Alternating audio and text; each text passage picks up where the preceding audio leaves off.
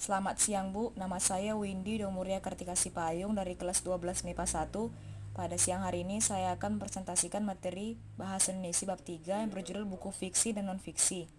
Daftar isi yang telah saya buat dalam presentasi ini dibagi menjadi 4 materi. Yang pertama ada materi 1, materi yang kedua, materi yang ketiga, dan materi yang keempat. Materi yang pertama yang akan saya bahas yaitu ada pengertian, ciri-ciri, dan jenis-jenis buku fiksi dan non-fiksi. Materi yang pertama yaitu pengertian buku fiksi dan non-fiksi. Adapun pengertian buku fiksi yaitu buku tentang cerita yang tidak terjadi, karangan yang dibuat berdasarkan imajinasi, bukan sejarah atau fakta. Adapun pengertian buku non-fiksi adalah sebuah hasil karangan dalam bentuk cerita nyata atau cerita kehidupan setiap hari yang dituliskan menjadi sebuah cerita.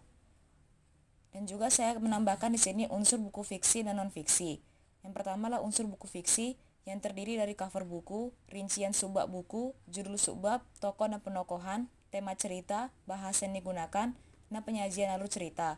Yang kedua ada unsur buku non-fiksi yaitu ada sampul buku, pokok bab buku, judul bab dan subbab, isi buku, cara penyajikan isi buku, bahasa yang digunakan, dan sistem penulisan. Ada juga ciri-ciri buku fiksi dan non-fiksi yang saya buat di sini. Yang pertama ada buku fiksi. Ciri-cirinya itu penulisannya menggunakan gaya bahasa, sifat katanya sebagian besar adalah konotatif atau tidak sebenarnya, berdasarkan imajinasi atau hayalan penulis. Dalam fiksi terdapat kebenaran yang relatif atau tidak mutlak, dan ada umumnya karya fiksi menyasar emosi atau perasaan pembaca, bukan logika.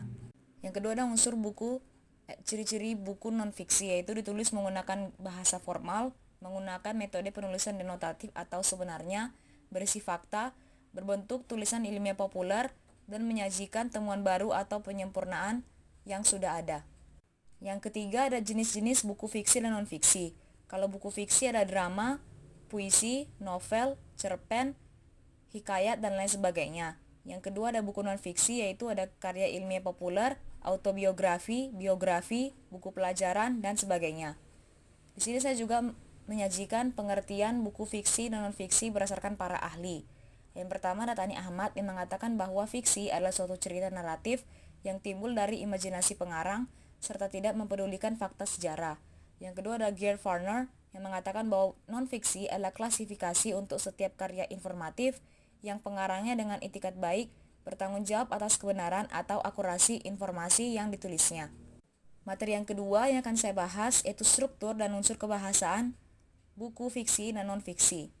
Yang pertama ada struktur teks buku fiksi, antara lain abstrak, orientasi, komplikasi, evaluasi, resolusi, dan koda. Yang kedua ada struktur teks buku non-fiksi, yaitu ada orientasi, rutan peristiwa, dan reorientasi. Yang ketiga ada unsur kebahasaan buku fiksi dan non-fiksi. Kalau untuk unsur kebahasan teks buku fiksi ada idiom dan majas, di mana majasnya terdiri dari 4 jenis yaitu ada perbandingan, penegasan, sindiran, dan pertentangan. Yang kedua unsur kebahasaan teks pada buku non-fiksi yaitu penulisan yang baku dan tidak menggunakan gaya bahasa seperti idiom dan majas. Karena pada penulisan pada buku non-fiksi, penulisan yang digunakan itu baku karena berdasarkan jurnal atau karya ilmu populer atau hasil penelitian yang benar-benar dapat diuji kebenarannya. Materi ketiga yang akan saya bahas yaitu penilaian buku fiksi serta non-fiksi. Yang pertama adalah penilaian buku fiksi yang terdiri dari judul resensi dan identitas buku. Nah, kalau untuk buat judul resensi, dibuatlah semenarik dan benar-benar menjiwai seluruh tulisan atau inti tulisan. Judul resensi harus juga dibuat selaras dengan keseluruhan isi resensi.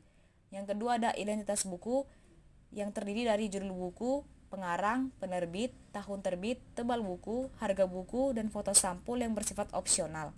Yang kedua ada penilaian buku non-fiksi yang langkahnya sama dengan penilaian buku fiksi, di mana terdiri dari 2 langkah yaitu judul resensi dan identitas buku. Judul resensi dibuatlah menarik dan benar-benar menjiwai seluruh tulisan atau inti tulisan. Judul resensi harus selaras dengan keseluruhan isi resensi.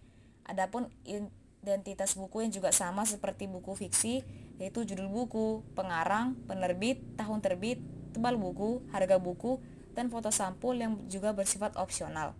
Materi yang keempat yaitu refleksi nilai-nilai yang terkandung dalam buku fiksi dan non-fiksi. Jadi nilai-nilai yang terkandung dalam buku fiksi dan non-fiksi sebenarnya sama, yang membedakan mereka hanyalah gaya penulisan dalam cerita atau teksnya. Nah, nilai-nilai yang terkandung, yang pertama ada nilai sosial, yang berkaitan dengan hubungan antar masyarakat yang memperhatikan kepentingan umum. Yang kedua ada nilai budaya yang berkaitan dengan adat istiadat, kepercayaan, kesenian, dan akal budaya dan akal budi yang menjadi kebiasaan dalam masyarakat tersebut atau dalam teks tersebut dan sulit untuk diubah.